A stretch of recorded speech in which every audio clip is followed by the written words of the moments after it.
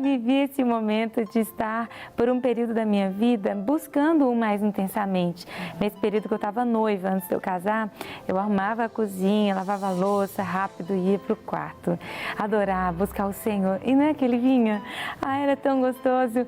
Ainda é, mas eu tinha mais tempo naquela época para ficar bem à vontade e às vezes ia uma tarde inteira lendo a Bíblia e adorando o Senhor. E desses momentos, né, eu tive uma visão que me trouxe muito temor.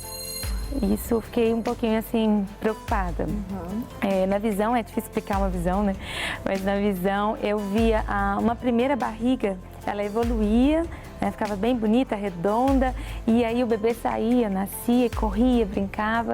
Na segunda barriga também, esse bebê saía, corria. Na terceira barriga, esse bebê não corria. Ele ia para uma fila com vários outros bebezinhos vestidos de branco, já indo para o céu. Voltando, subindo para o céu. Essa visão você teve você ainda solteira? Solteira. Então, eu guardei isso e eu temia ao Senhor. Eu sempre soube que a voz do Senhor determina coisas. Eu tive um profundo respeito. Eu sabia que nem ninguém poderia fazer com que o Senhor mudasse de ideia. Eu fiquei assim um pouco sem entender, sem interpretar muito bem essa visão. Entendi. De duas, uma. Eu tive um pouco de receio de pensar que talvez essa criança, ela fosse uma criança especial, né? Então, de maneira alguma, eu deixaria de ter uma criança por ela ser especial. Claro. Então, poderia ser uma criança ingênua, né? Que crescesse ali como muito pura, como um anjo, né? Entendi. E então seria muito bem-vindo. E em segundo plano, a segunda ideia, outra uma explicação, né, seria o fato dessa criança nascer e morrer logo em seguida e ir puramente, né, para o Senhor. Então, em todo tempo eu ia bem dizer o nome do Senhor. Eu não tive esse receio de não engravidar. Um detalhe interessante foi o nome do bebê, porque foi um fator que para mim foi importantíssimo, crucial. O meu filho mais velho, muito mais velho, ele tinha 3 aninhos nessa época. O Gabriel, ele já era muito falante. E ele falava: mamãe, Deus me falou que você está grávida de uma menina. E eu falei: ô Gabriel, não é, porque assim, a médica que fez um ultrassom, ela falou que era um menino, provavelmente, ela tinha quase 100%, né, de chance ali de ser um menino. E eu confesso que eu sempre me lembrava dessa visão. Eu acho que eu freiei um pouquinho a questão do aquele afeto, mãe e filho ainda, né, no útero. E eu tive um pouquinho de medo, tentando me resguardar de sofrimento, né, orava, sabe, clamava o Senhor, ungia minha barriga e agradecia. Eu não tinha, assim, essa liberdade nesse relacionamento com o Senhor de falar: Senhor, permita de fato que tudo vá bem, né? Eu sabia no fundo, que a palavra final viria do Senhor e eu haveria de conhecer essa palavra final, né? E, mãe, Deus me falou. Eu falei: como assim, Biel? Deus me falou que é uma menina. Eu falei: amém, né? Então vamos ver esse mistério. Então, quando foi no 7º mês, a gente vai fazer o ultrassom morfológico, que é aquele ultrassom mais demorado, mede a oxigenação, né, do cérebro do bebê, do cordão. E aí, terminando, aí já era uma médica conhecida, a doutora Juliana, falou assim: Cris, não tem nome essa criança, não? Essa menina linda? Eu: como assim, menina? E eu vi, era realmente uma menina. Cheguei em casa gritando, falei: Gabriel, uma menina. Aí ele: mãe, eu já tinha me falado. Falei: desculpa. E aí eu fui aproveitar o profeta, né, que estava no manto. Eu falei: aí, conta pra mamãe. Deus te falou o nome? Porque para menino tinha, para menina não tinha. Aí ele falou, mãe. Eu falei: olha, eu vou anotar, né? Qual é o nome que Deus falou, Biel? Aí ele: vai chamar menina. Aí eu: Ele não entendeu, ele é criança demais pra isso. Eu fiquei assim, meio confusa. Deixei pra lá. Só que interessante que nesse período, com os afazeres, crianças, essa série de coisas assim, a gente também tinha um comércio, era tudo muito corrido. Eu meditava sempre à noite, sempre lendo a palavra à noite. E aí eu fui ler aonde? Marcos 5, o Senhor vai curar a filha de Jairo. E ele declara: Talita cumi, em aramaico, né? Eu era menina. Talita significa menina. Significa menina em aramaico. E eu fiquei tão feliz, meu marido já estava indo dormir, eu acordei e ele já tem o nome, é verdade. Vai ser menina mesmo. Vamos colocar Talita, menina em aramaico. E aí a gente mudou, não colocou como, colocou Benin em francês, que é abençoada, ficou menina abençoada. E esse nome foi fundamental para um processo que eu vou contar daqui a pouquinho. Vamos continuar então lá no dia do parto, né? Que dia difícil, porque na semana antes do parto eu tive uma sensação assim, eu não confio muito em mim, né? Eu fico assim um pouco a pensar que sempre vou ser imatura em relação às coisas da fé, tem muito para aprender. Mas eu tive uma sensação de morte muito estranha. Eu tive uma visão também, então orando, eu orava, repreendia aquilo, mas no fundo eu também sabia que ninguém podia ir contra a vontade do Senhor, se Ele determinasse. Então me preparei para partir e me preparei também para não partir. Deixei a casa bem arrumadinha. Eu arrumei a casa todinha. Pensei, meu Deus, se minha mãe vier aqui depois que se der errado o parto, quero que ela tenha orgulho de mim, das minhas irmãs. E arrumei tudo, deixei tudo organizado para aquele momento, se viesse acontecer. Conversei com meu marido, ele só ria. Ele, eu tive medo da segunda, mas agora eu não tenho medo, porque o Senhor foi fiel e Ele vai ser fiel, vai dar tudo certo. Eu falei, amém.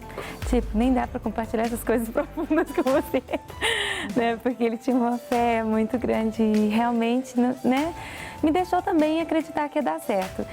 Dormi bem, de domingo para segunda-feira, 19 de novembro de 2007, fui para o hospital, cheguei lá, a família já estava lá e todo mundo assistindo no Mineirinho, né, uma salinha ao lado da sala do bloco cirúrgico, lá no vidro, minha família, todo mundo lá curtindo, meu marido do lado de dentro, filmando e aí estava tudo bem, eu tinha esquecido desse medo de morrer. Foi quando, de repente, eu vi que estava dando errado.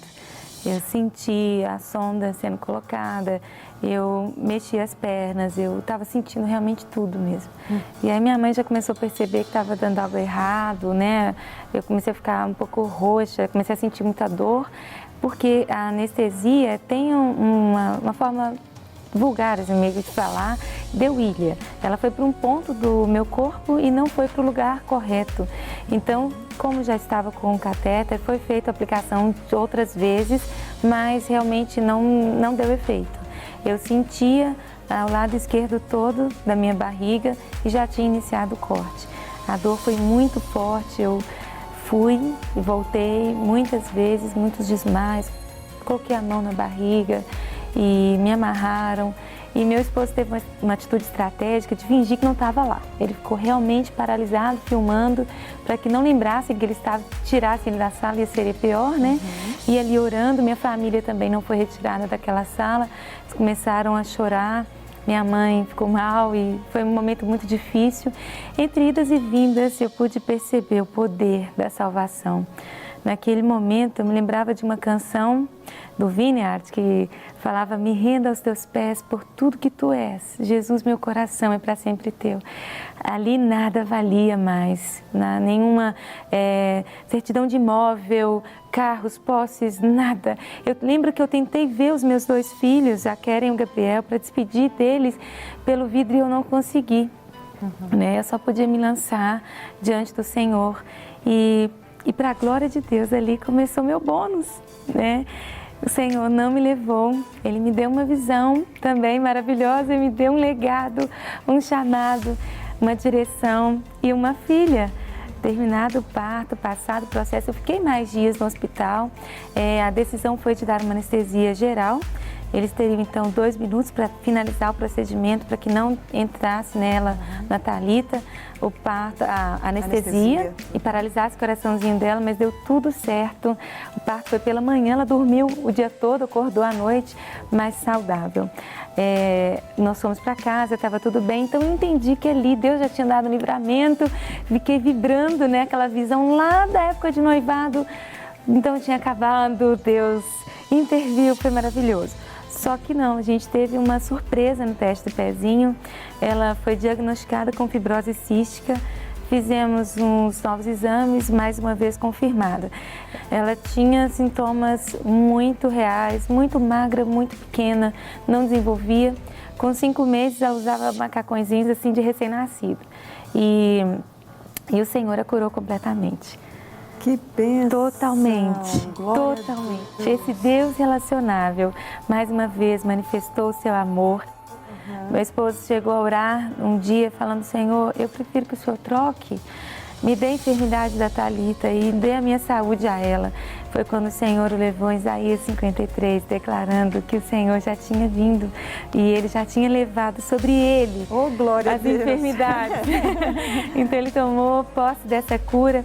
E no outro dia ele ligou para a médica, ele teve certeza absoluta que a Thalita havia sido curada. Nós chegamos no culto no domingo à noite, nesse dia mesmo do Isaías 53. Quando nós chegamos, Deus tinha dado um sonho para a nossa pastora Alana, naquela época em que a Thalita estaria no colo de alguém. Eu falei: gente, isso é um milagre, porque ela não vai no colo de ninguém. E essa pessoa estaria dançando com ela no culto. E realmente ela foi para o colo da Isabel, a moça da dança, ficou dormindo enquanto a moça dançava e nós tivemos essa convicção. O Senhor curou a Thalita. Aleluia. Então fomos solicitar o exame, a médica falou: olha, não precisa, ela estava super atrasada para o tratamento, precisava de balão de oxigênio, entraria para a fila de transplante para o pulmão e nada disso foi necessário, porque a médica falou: olha, não, Antônio, eu não quero outro exame, está atrasado. Ele falou assim: olha, eu te peço uma vez, um exame. Se ela não tiver sido curada, que eu tenho certeza que ela foi, eu vou em todos os países do mundo, eu vou onde for necessário para a cura dela. Eu vou fazer tudo, mas eu tenho certeza que ela foi curada. E a médica: tá bom, eu vou mandar, mas Deus faz a parte dele, a gente tem que fazer a nossa. Falou: eu creio que ele fez.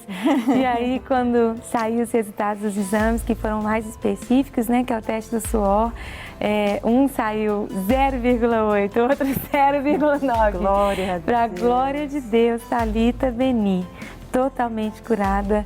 Hoje uma menina forte, puro músculo, luta jiu-jitsu. Alegre, ativa. Tem 12 anos, vai fazer 12 anos, muito feliz, muito alegre, intensa, desbravadora, uma menina destemida, com uma força de um gigante dentro dela, cheia de visões e chamados de Deus, vida com Deus, doida para pregar o Evangelho. Tive o 4º filho e cheguei a uma grande conclusão, que Abraão foi o pai da fé porque ele confiou no Senhor para ter uma família. E para se ter uma família plena, só se tem o Senhor como fundamento dessa família. É um Deus que cura gripe, dor de cabeça, que cura relacionamentos, que cura pessoas, que estabelece, mesmo quando nós não temos fé, quando naquela época eu não tive. Naquela época nós trabalhávamos com flores, nós tínhamos uma floricultura e eu ficava imaginando qual orquídea eu ia colocar no caixão da Thalita, por achar que o Senhor havia determinado a sua morte.